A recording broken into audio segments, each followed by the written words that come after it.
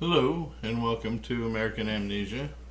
I am your host, Cliff Garner, and it's been a little while since I've been on once again.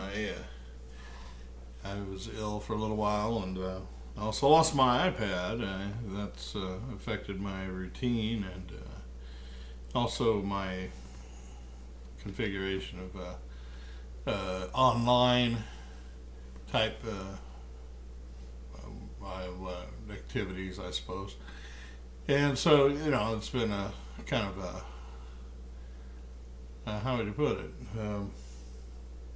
Unsettling period. I really do miss my iPad. I bought it, oh goodness, 2012, 2013. They hadn't been out very long as a product. iPads themselves, they did have the BlackBerry and they had the iPhones and everything else, but the iPad was a fairly new thing, and when I got it, I got something that was just short of the top of the line at the time, and it really would have replaced all my computers except for the fact that it didn't have all the USB things, and didn't have the storage, didn't have the some of the oomph that my laptop had, and even also a regular home computer. I'm looking at actually getting a home computer soon here, and that way I can do musical and video editing to a greater degree than I can now. I don't do a whole lot of production work on my videos, but it does take a little time to go through the process of making these. So that I'd like to get a good PC stack and be able to do that a little better. Also, the musical thing. I really want to get back into writing songs and performing again, and so I'd like to have a better setup as far as that goes. I might go to crowdsourcing on that. In fact, I might do that in general altogether. I've been growing my beard. I let it go, oh goodness, for a while now. And it's almost the end of November. I think I'll trim it down in December just to show my students that I still have a face underneath all this hair. So, and things are kind of caught up right now, so this is actually a pretty good time. Today is Thanksgiving. Happy Thanksgiving to everybody. I had a birthday not too long ago on the 10th of November, and my mother's is a week after. So it's been a pretty active week, a month for me or so.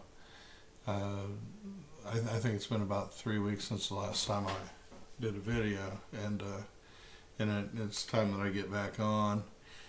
Six X and Hammer 666, one of my favorites, has had all of his things taken down. I'm hoping this is a glitch. And he should be reinstated. There's no if, and, or but about that.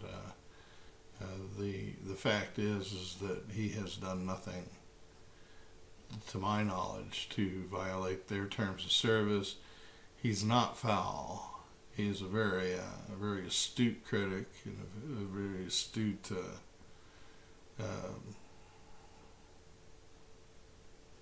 witness, I suppose, and analyst of what goes on today. And they should not treat him in this way. They should not do that at all. This is the kind of thing that is going to rebound very hard on the left. and the corporate masters of the left are taking it on the chin. Every time they do this, they're finding it out. The only one that's capitalized on it so far is that ungrateful father, Ball, I think his last name is. And he has a product line of sporting equipment or something, and he profited by that. I understand his profits jumped to 13 million or something by just being rude. The thing is that this is not the way to do things. This is the reason why the Democrats have been just failing left and right, and well, they should. They're no longer representing anybody's interests except for those who pay them, and the two parties are getting to where that there's a division here. The establishment Republicans are still, at this point, obeying their corporate masters. But I don't think that's going to last much longer either. What we have is really that the more effective, I suppose, opposition has come from within his own party to Trump. And I am going to return today to the topic that I was working with, is why Trump has turned a corner. The thing is that with all this resistance has been going on, we don't know what is really happening behind the closed doors. We don't know what's happening behind the scenes. This is something that is not given to us. So consequently, you have a lot of conspiracy theories. I had this discussion today, but I have it fairly often. And people often look at me like I'm nuts. But the thing is that conspiracy theories are actually a rational way of dealing with a secretive society. I've been saying this for a very long time. Jonathan Vaniken's book on conspiracies in the 90s, I think, is one of the best books that has been written. He needs to really update it with current material to show how these have changed over the years. Kind of a compare, contrast, and update. Conspiracy theories are not really any more sophisticated or less than they were, say, 20 years ago. The fact is that they are just what they are. They fill in the blanks for people that have a handful of facts that don't make a whole lot of sense unless they try to put it into some kind of a narrative. And that's what they're doing. They're providing a narrative that smooths over the gaps that are in between, and that they can't account for otherwise. So, as a consequence, what people do is that by getting this narrative that they put together, they're able to cope with the fact that there's all this secretive nonsense going on, and that it's deliberate. And you know, things aren't always deliberate. Some things are just pure human stupidity. Others are from accident. There's, you know, any number of human causes of these events and issues and problems and everything else that they could equally explain what's going on equally to evil. I mean, does evil happen? Of course it does. And are people evil? Yes, there are evil people. But people are always a mixture of evil and good. To ascribe pure evil to anybody would be really unfair. I mean, there's nobody that's completely evil. there's people who are more or less completely stupid. But evil is quite another matter. Most people don't choose to be evil. They might rationalize doing something evil in some way, shape, or form. But most people don't just do something because it's evil. Now, there are people that do, okay, and that does exist. And there are some people who actually worship evil. But the thing is, that's kind of few and far between. And generally speaking, you can't describe an evil motive to everything that even they do.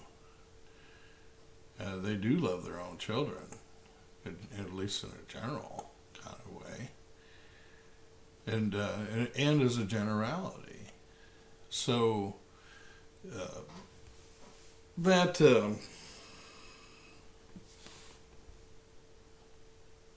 That said, you have a lot of combinations of causes and motives, and those. Since we're not told, or we are not given privy to their, access to their actual, what they're feeling or thinking at any given time, I mean, we really don't know. So what you have is a whole mess of stuff that's going on that you can't see what's making it happen. You don't see the blow by blow between the deep state and Trump and his people. And you just can't. And there's blows within blows and feints within feints and everything else. It's a very Byzantine system. We knew that. Are there people who get killed? Yeah, I would imagine so. I think more often it's just a really difficult system to work your way up in without, at one time or another getting dirty. And I think that what we're seeing with all these sex crimes, well, some of them aren't even crimes. They're just allegations and accusations and all this.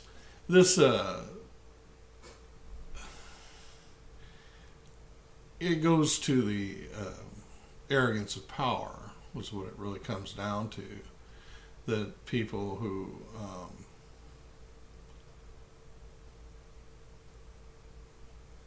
come to the point where they accrue power through the different state mechanisms, not just the state, but also the national level and stuff. People might misunderstand what I'm saying when I say state, because really what I'm referring to is more of national power, but yeah, even the state level, county level, you even see it in not even necessarily politics, just people on the street that have an uncommonly good opinion of themselves and think that they're some kind of authority. It goes to people's heads very quickly. Some people as teachers, I've seen it happen to other teachers, that they think that they have to teach children, not teach, but actually force feed ideology to people. That's not the purpose of being a teacher. Being a teacher is to actually give people the means by which that they can come up with the new ideas that come in the future. And you want to show them how to affect this creative process that might creative and critical process that might allow them to come up with the new ideas that will make our world a better place. That's the idea. That's what it's supposed to be. They should learn to not be force-fed anything. This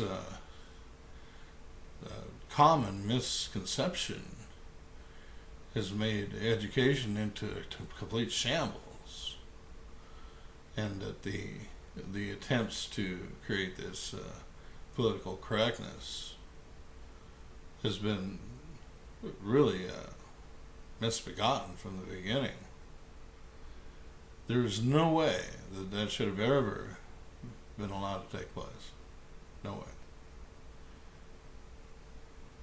And people really should have nipped it in the bud. And I understand part of why it happened. It was, it's like, well, I kind of agree with him, but I don't necessarily agree with what he did, right? Or she was a teacher. They tended to agree with what they were saying as opposed to how they did it. And, that eased the consciences of people to allow them to do the wrong thing. Better to open people's minds than to close them. And I think what we had was just a kind of a consensus that just caused people to not even think critically about the people that they were in bed with politically. And I think that goes a long way towards what had happened. And then you had some that, a good number of them, that because they were Marxists, really didn't care about the morality of it. The ends justify the means. So, just who cares? And I think that's a feeling that's endemic to a philosophy that takes that kind of a standpoint. Any belief that goes by that kind of a standpoint, I think, generally should be, if not rejected out of hand, at least examined very closely. It requires an extra dose of the sniff test on it, because there's something that smells funny there just by that notion being considered rational. The ends don't necessarily justify the means, and this is one of the better things that Alinsky taught. It isn't necessarily so. Do those particular means justify what you do to get to that end? Is the end justifying the means that you're using? There is a more intimate connection between ends and means that needs to be considered. That if that means is viable or somehow warranted, you should prove this. And you should prove that that end is achieved better by that means. And Alinsky went through several permutations of this. It isn't necessarily a moral issue. It's not necessarily a philosophical issue. But it is an issue on whether or not that it will achieve what you're intending. And so it becomes a utilitarian issue. And from there you can derive other perspectives, including moral and philosophical, because there is those types of components to utilitarian ideals and ideas and how to get there. So there are those dimensions, but at the same time it isn't necessarily that. And when you're talking about politics, you are talking about how policy is achieved. You don't have to agree with the man to understand what he was doing. And yeah, Alinsky probably in the long run didn't care so much about what he believed. It's just that he was wanting to show how to achieve a revolutionary or radical change. And his tactics aren't just used by his side. I mean, it's like the deconstructionists. They might not like Paul Demon, and they might say, well, he might have been a Nazi and all this, but at the same time, what he taught isn't necessarily invalid. So it's interesting to see that people on the right also do a lot of the same things that Alinsky did, and that what he taught isn't just the leftist means of achievement. It does include any type of empowerment type of program. And we can argue whether or not some things were worthy of being used. The whole demonization of the opposition. I've always had serious questions about that. At what point do you need to destroy an enemy? I mean, do you really have to? Or is it possible that there's redemption? That I don't think he answered. I think that other people have since. But it is a question. There's also the idea, and I came more to that, to where you are, instead of trying to draw lines between people to divide them, but rather looking for bridges in which to unite them and to achieve a consensus. And I've come to those kind of ideas over the years more gradually, because I've seen that the divisiveness is not necessarily the best way to go. Although I do have my way of being divisive too, but at the same time, I do look for the broader consensus, and yeah, there's a time and place for all of it. And to mock other ideas, I think you really kind of have to at times, although you don't necessarily go after the person. At any rate, the fact is that this whole anti-Trump thing has really gotten about as far as it's going to go. And what we're seeing is that it really never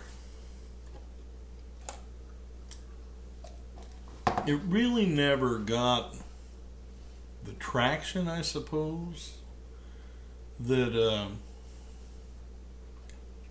they thought it did. They were getting. I think they kind of overreached. In fact, they were overreached rather early on, and so a lot of the narrative that they were trying to establish was falling apart before they even got it into place. And when you're dealing with this whole concept of narrative, okay, when we see like a conspiracy theory, we know that there's kind of something wrong here.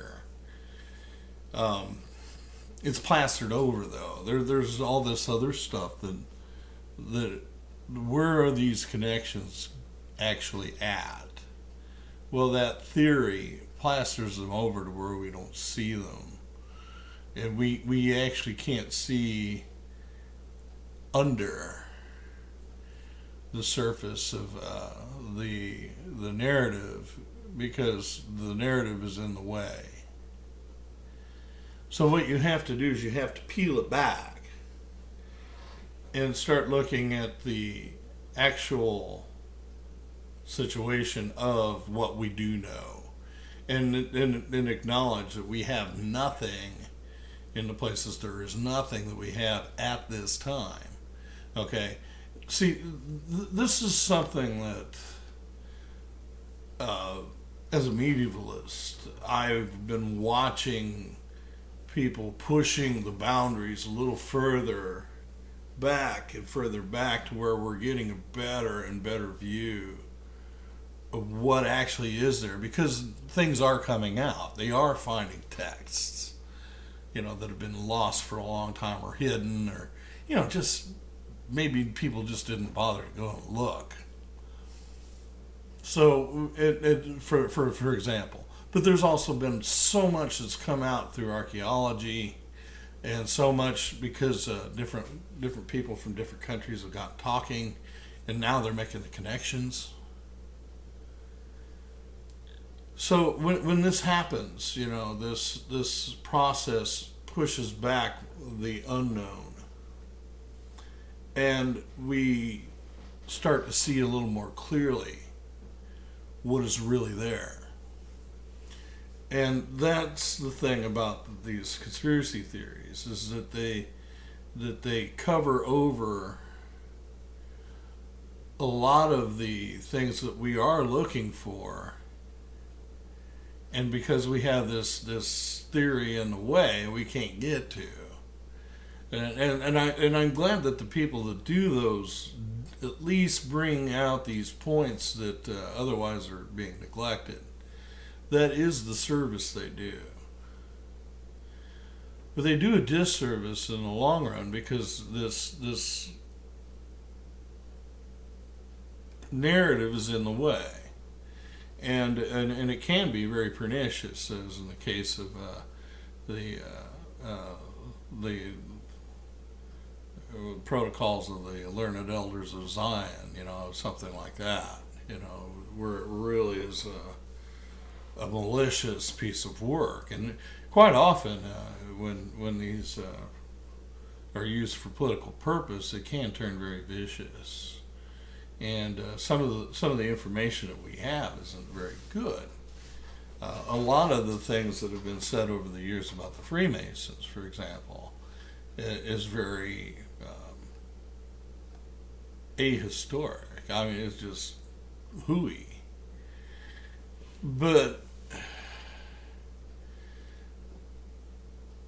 there's a certain amount of it that, because of the hooey, has been built into something that creates a truth of a type. That because the Freemasons have been secretive, people have rumored that they have been Satanists, for example. And I have never seen any proof that looked adequate enough to say that they are, or truly were, at any point in time, as a group. Now, there probably been some that have come and gone anyway. I think that's pretty clear. But that there was a retrenchment into their secrecy, and probably a greater interest in maybe more darker forms of occult expression in reaction to that. And I have the feeling that a certain amount of what we would consider Luciferian belief within the Masonic thinking grew up as a reaction against that type of accusation.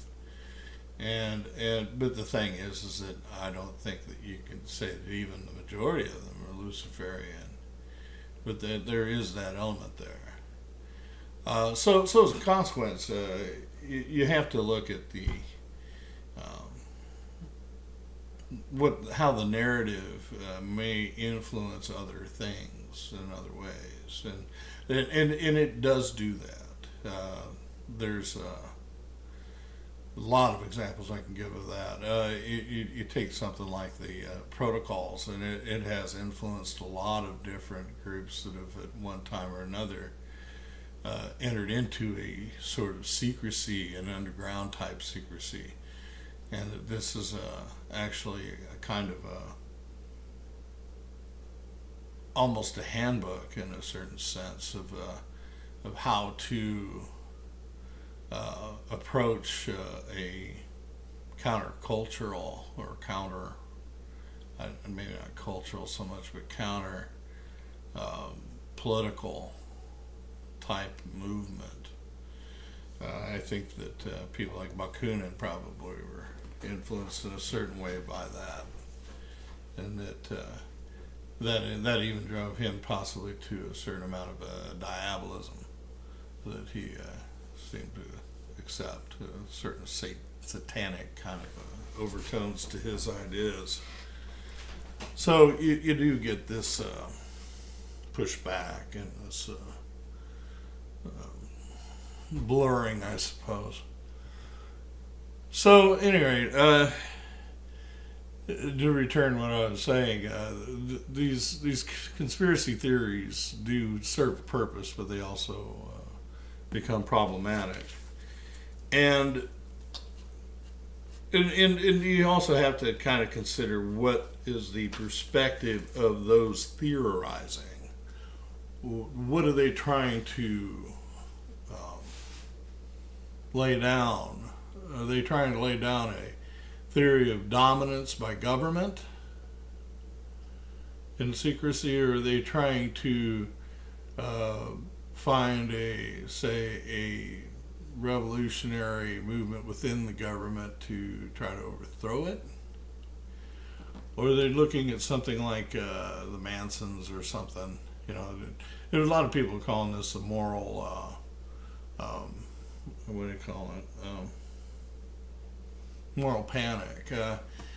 Is this the kind of thing that they're trying to achieve? I mean, this is an area in which the conspiracy theory would operate, because you don't know what certain people think and what they believe, and some of them aren't really forthcoming about what they really are all about. Is that what you're trying to do? And we've seen that happen before too. And we just had Charles Manson pass away, and now you got idiot snowflake journalists saying that Trump and Manson are kind of the same thing. Well, hooey, get your head out of your butt. That's just ridiculous.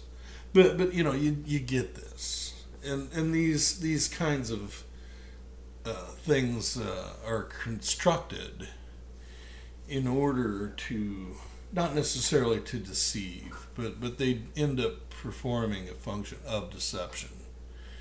This is one of the reasons why governments have always manipulated these kind of ideas and kind of things, because it does serve their purposes well. So you have you have a lot of this going on right now, and a lot of it is a natural reaction. And people look at me when I say it's a natural reaction to secrecy. They act like I'm nuts, and I'm not putting them down for thinking that I'm crazy, because it's like they're not expecting to hear this, especially not from somebody that they consider halfway intelligent. And most people that know me begin with that assumption, and they should. I think I've worked rather hard at studying and looking into things, and the reason why I take the stance that I do is that I see that this is what people do. It is a reaction. I think it is natural. The research that I put into it further indicates to me that it is. But it also occurs to me that it is a thing that is easily manipulated and often manipulated. I would recommend anybody that's interested in the whole subject to just sit down and spent a couple evenings reading Umberto Eco's The Prague Cemetery. Just fascinating book, and it really does show how that particular work was probably written in some way, shape, or form like this. And not necessarily the way he has it, but there's something similar that went on to produce the book. Something very similar. And he wrought all the little, strains that went into it, and he creates a pretty reasonable picture of what went on. And this is from somebody that has researched that actual document, and it has gone into the research that has gone into what scholars say about it. It's a literary work. Where did the influences come from? What were they? What places did they come from? And they came from different places at different stages in Europe. So this is a very important lesson that you can learn with a very, very readable novel, a very funny novel at times, although it's alarming in others. The fact that the whole concept of seeing this particular work and how it was put together is alarming. It's he creates really the ultimate bigot to have been so instrumental in its creation, which was really kind of funny because this guy is so bigoted, it's hilarious. But it's not necessarily a guy like him. It was a process like this that created the layers of the book, and it's a very good instruction on how certain types of ideas and certain trends, I suppose you would say, have come and gone, and how these conspiracy theories do work. And you see it. It's incredible, actually. And but it's not the only thing I've read on this darn thing. There's been a lot of others, and this comes from really a lifetime of reading into these things and seeing what the experts say. But like I say, I think Trump has rounded the corner, and I started in on that, and I didn't get very far. But the main thing is that when you look at elite theory, you have to look at the elite within the context of the country, and the country of the United States has always been pluralistic. That there's been a multiplicity of ideas and ideologies and everything else that have jostled amongst each other in a kind of really an interesting way, because in other places it breaks out into utter violence a lot easier, and in the United States has actually been played out in a more peaceful manner as a general rule. There's been the Civil War is a huge breakdown, and you can see the pluralistic divisions that went into the Civil War, and it's very similar right now to at that time. And there are people that are, I do believe, working very hard to avert a civil war, and there's others that are trying to promote it. And generally speaking, the ones that are trying to promote it is your mainstream media and the Democratic Party, because the Democratic Party has never been weaker. Well, okay, I should say never. It hasn't been this weak since the 20s, though. And that's very telling, and the desperation is to that degree to where they might want to try to pull the country apart. And so this is a very touch and go kind of situation for the Trump administration to go through. They have a huge crisis.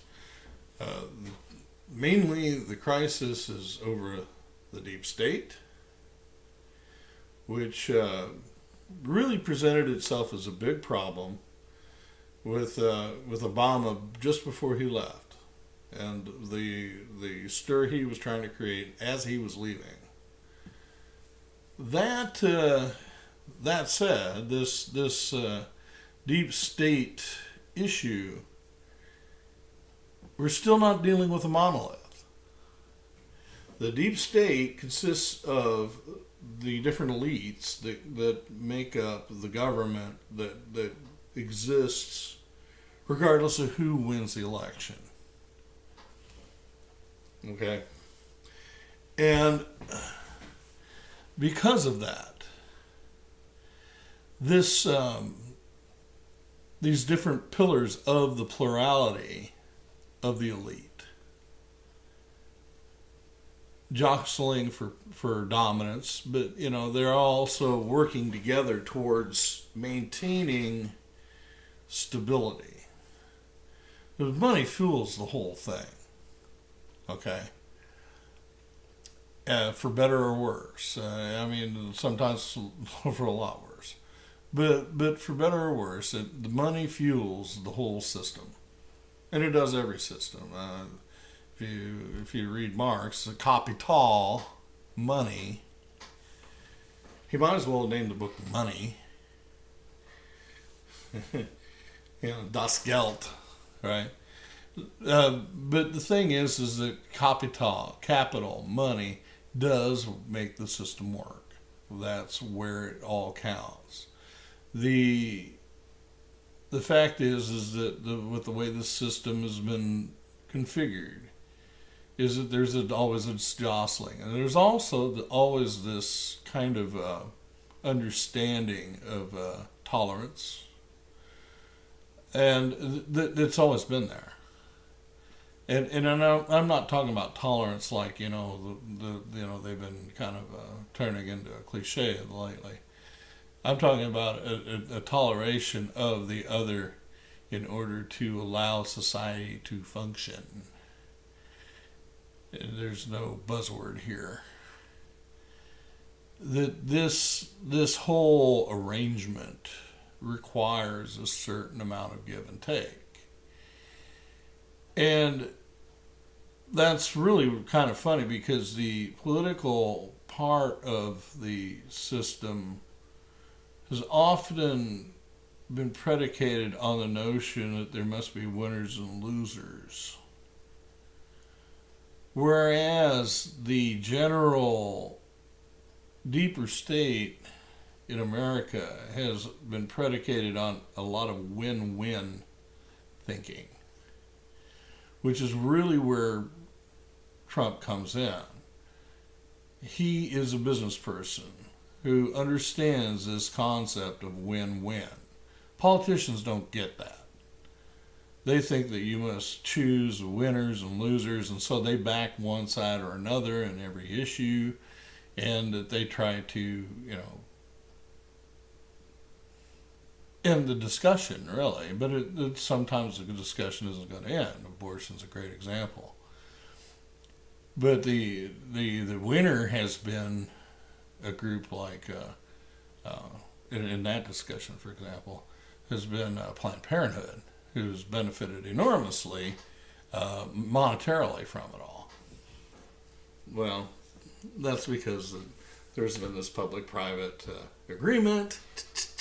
Hey, we agree, you get the money, and the other people, they get the boot. And this kind of thinking has actually not been consonant with the actual workings of the deeper state, of the elites and the way that they think. And I think that you're seeing a reaction against that.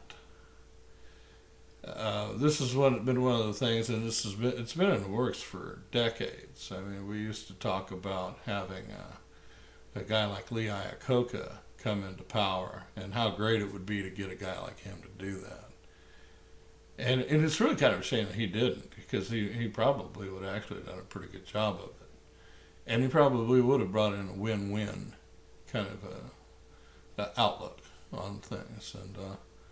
And we would have had a quite different set of messes in the States, I mean, we would have had other things, but I think we would have been a little bit more prosperous on the whole.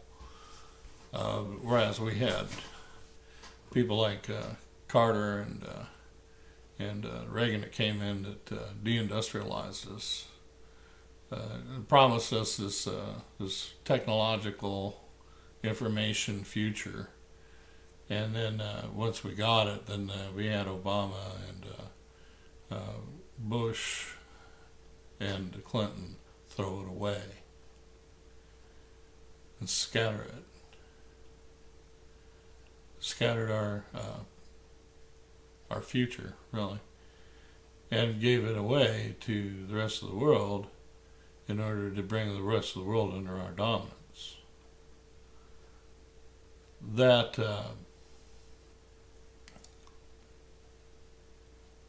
I think has been the great tragedy of the end of the 20th century and the beginning of this new millennium. And I think what we're seeing is an attempt to bring that back. And I think there were people that had it in mind that was what was supposed to happen in the first place. America is the dominant economic power of the world. And to squander that, and especially in the idiotic way that Obama went about it, with all those different little wars all over the world. In one way, he did maintain a certain amount of our interests, but in another way, he stepped all over it and crapped on it. Besides, I think in Africa we might see some actual. Maybe see some actual good come out of it. I don't know yet. I was always shaky on what he was doing there. But with Niger, watching over the yellow cake, Niger is a very important place in that respect. Kazakhstan is like the largest repository of yellow cake uranium, but Niger is probably the next largest that we know about, and that area, Niger and Mali, is becoming increasingly strategic, and he got us involved there, and everybody's like, well, how did we get over there? Well, Obama put us there. Sorry, wake up. I keep telling you, he took us into Mali. He took us into Mali with the French. Mali also has yellow cake uranium. Not as much as Niger, but they have it. If you remember that whole thing with Iraq, when Niger was involved, that's what got Valerie Plame and her husband involved. Do you remember that? Well, that's what that was about. Because Saddam Hussein was making deals with Niger and trying to get the yellow cake from there to produce his own bombs. Okay, so there's a reason why that's kind of an important area, and not only that, the cultural issue of Mali was pretty serious too. In which Timbuktu was down there, and Timbuktu is historically one of the great learning centers of the world. A lot of people don't even know that, and the idiots from ISIS are trying to kill those people off and destroy their libraries. But that's a Muslim civilization, but it's black. Oh, yeah, there's a lot of racism in Islam. Didn't you know that? Haven't you heard me tell you that before? I'm sure I've said something. And if I haven't, I do talk about it with other people. So that's the thing.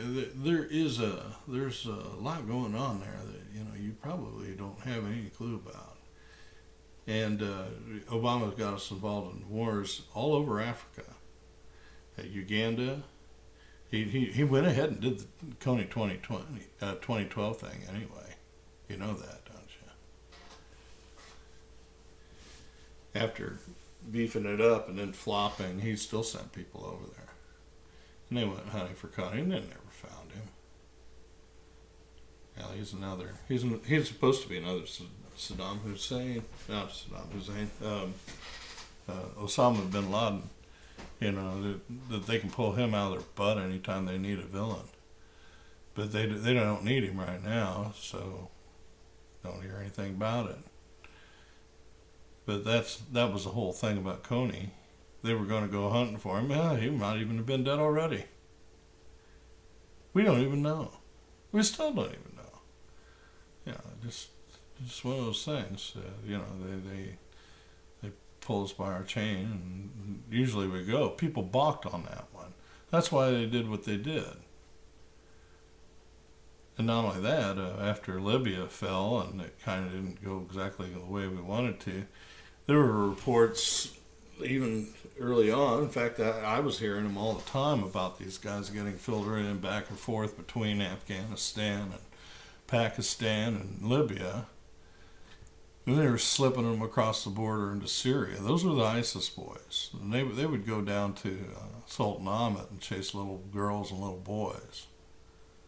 They'd get stoned on drugs, and then they'd feel guilty, and so they put them into as suicide bombers to get rid of their guilt. That guarantees their salvation. So there you go. You know, don't give me all this economic bullshit. It's guilt. Trying to atone for their sins.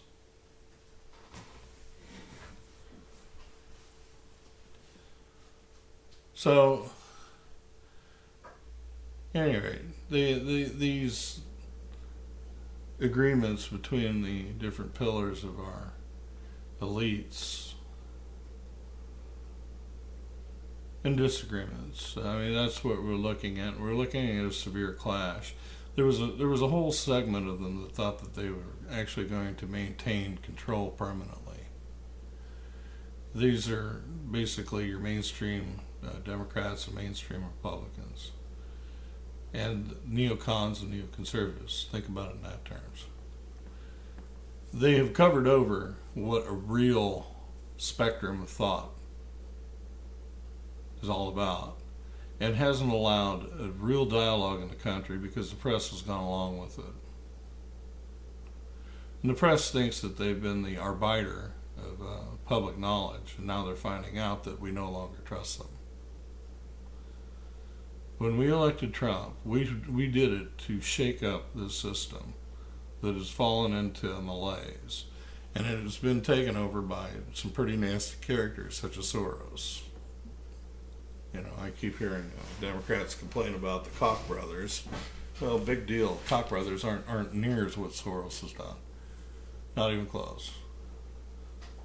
Over here, you know, it's like, oh, you're just pushing for the Koch brothers, and it's like, really? Well, I wasn't aware that I was, but you know, now that you say it, maybe they'll bring some jobs here to Illinois, and we still don't have that in Illinois, and that's because of the Democrats and the way they've frittered everything away here.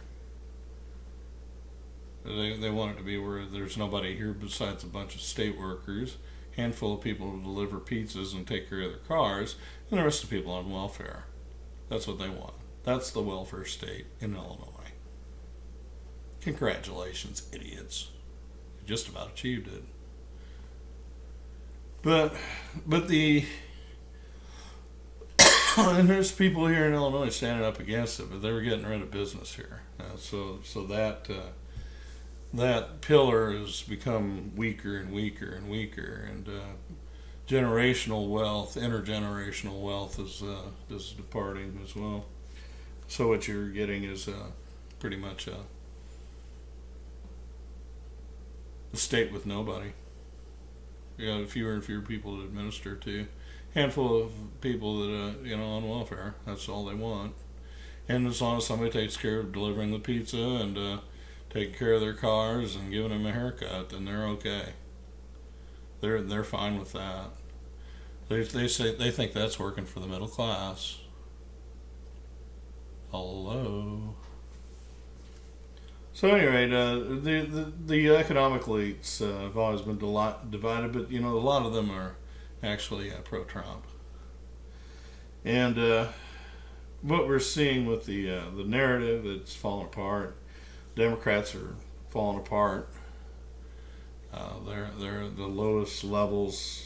This is what I've got written down here. The progressives are being discarded.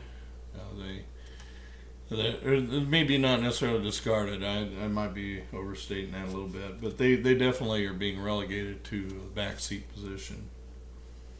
The identity politics are failing. You can only call people racist when they're not a racist only so often, and people no longer believe you. We've come to that point. And fortunately, most of us are aware of what it really is. And we see that you accusers, are the racists. And the Democrats that have been using the race card all this time, you're racists. Stop it. One of the things overlooked in all this, Trump has had higher numbers with the minorities, 40-something%, I believe, in the Hispanic community, and he's, I understand, running close to 10% with black, maybe a little higher. And this has been downplayed all along, and eventually what's going to happen is that they're going to come to a critical mass, and it's going to fall in their face, and they're going to lose bigger than they thought they would. This is coming. This is coming. The military, and a lot of people have been talking about this Q Anonymous, I think, Q Clearance Anonymous, something like that. And he's talking about a lot of this military backing. This was kind of clear in the beginning, and from the beginning, and it's been commented that Trump has got more military people on board with him than anybody has before, and that this is actually been a for kind of a pivot purpose, that it's possible that the military may have to be involved in a deeper way in what comes next. I don't know about that.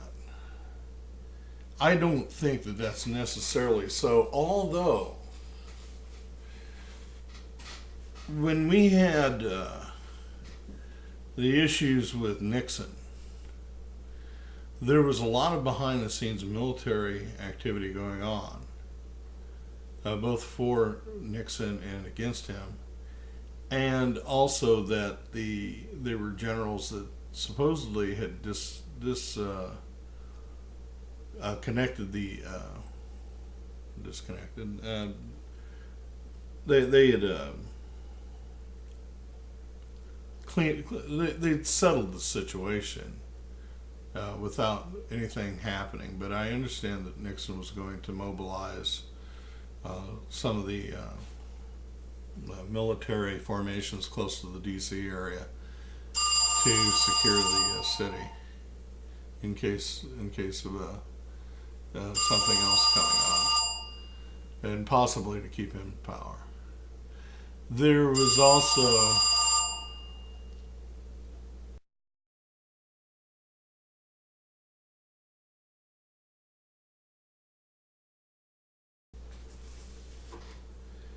and at any rate, to return to the idea of the military,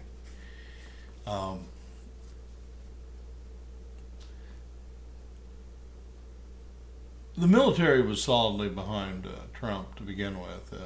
The Democrats have always had troubles with the military, and well, I shouldn't say always, but since Carter, it's been an issue, and Clinton, it became even worse, and then with Obama, it's kind of a low point, and there's reasons for that. The treatment of the military has been very poor by the Democrats, and the whole notion of a privatization of military activity that was popularized in with the CIA originally has with Obama had become probably a dominant idea, and that he seemed to rather like the idea of using mercenaries. That said, our military was sent to an uncommon number of places, Uganda, just all over Africa, as I could say, and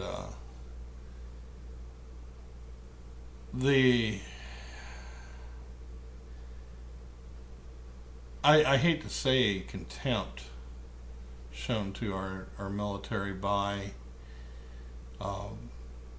our President Obama, but there's really not any other way to put it, and that this has led to a low point with the political situation, that the politics of it has it's rebounded on the Democrats completely, and well deserved. There's just no word for how bad they have treated our military people, particularly at the executive level. Not so much, I don't think congressionally, but definitely from the executive level, it's just been horrible. And Bush treated them with a lot more respect than either Clinton or Obama did, and that's just a fact. Although I don't think Bush was militarily a good president. I think that he proved himself to be a rather poor one. My original opinion had been different, but towards the end of his time in office, he proved to me otherwise, and I got to see it from a perspective of being overseas and talking to people that lived through what had gone on in Iraq and in Afghanistan and other places, and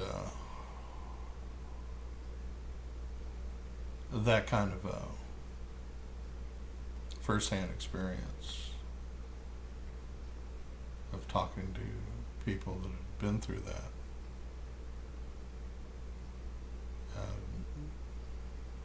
changes your mind quite a bit. So, with the non-interventionism of that has been the ideal, I think, for President Trump, it is a great improvement over what we've seen with the last three presidents, in particular, and really going up to four. And we can even throw Papa Bush into that mix, because really that's the doctrine that we've seen take over since Reagan, internationally. Reagan, and it's an extension on Reagan's, but it's not the same thing. It's quite different, actually. And to return to more of what Reagan was actually doing, I think would be a great improvement. And I think a lot of the people in the military agree with that. That's why you have such a great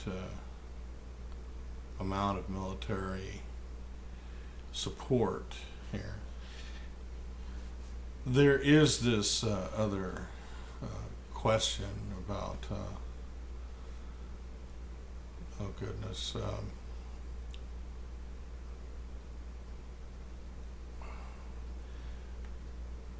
whether or not we're coming to a civil war or not.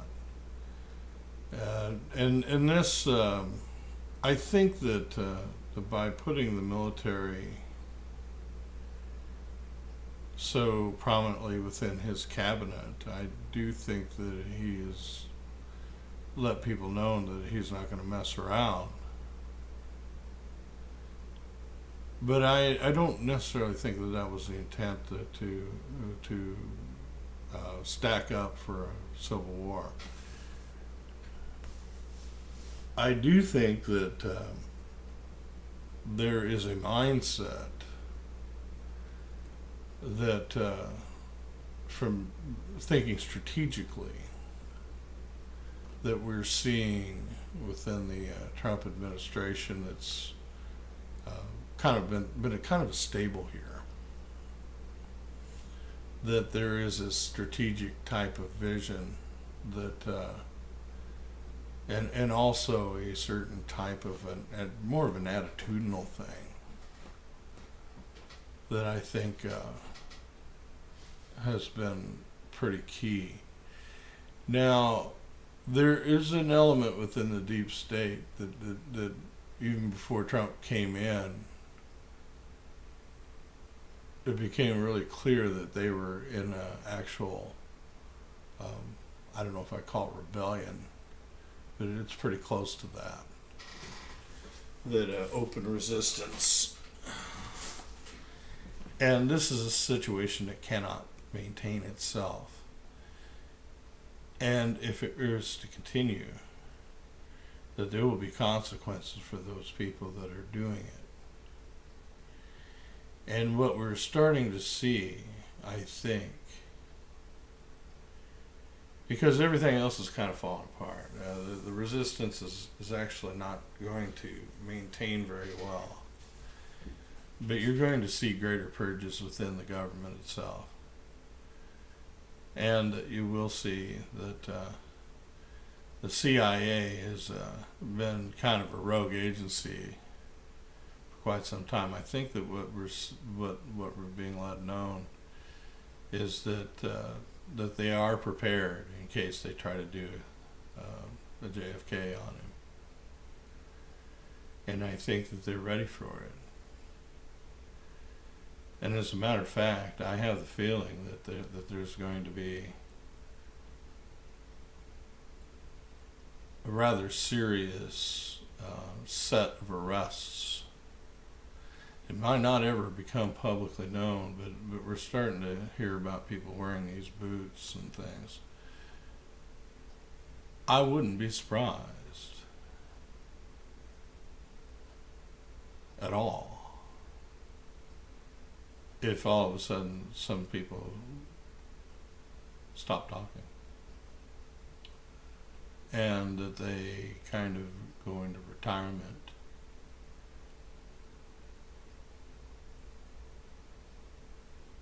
And that they're probably under a great deal of surveillance, put it that way.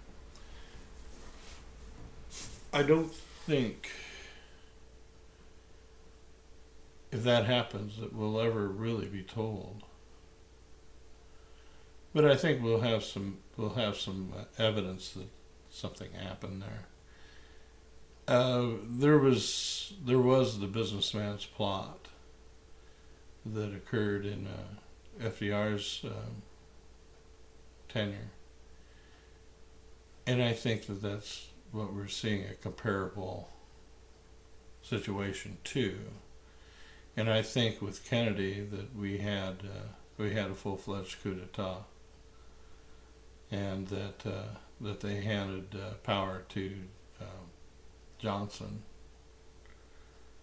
and have kind of made sure that their policy's been allowed to go into place for so long, and I think that finally they're getting. And I think with Reagan that they were being frustrated. I think with Carter they did too. I think they had two presidents in a row they didn't like very much, and that things came back to normal with Papa Bush. And I think that this is the reaction, and this is the other end of the other part of the elite asserting itself and saying enough. And that's really where I think things are right now. And I think that the more level-headed and constitutional, actually, parts of the elite are going to win out. And I think they already have. So, until next time, I'll talk to you later.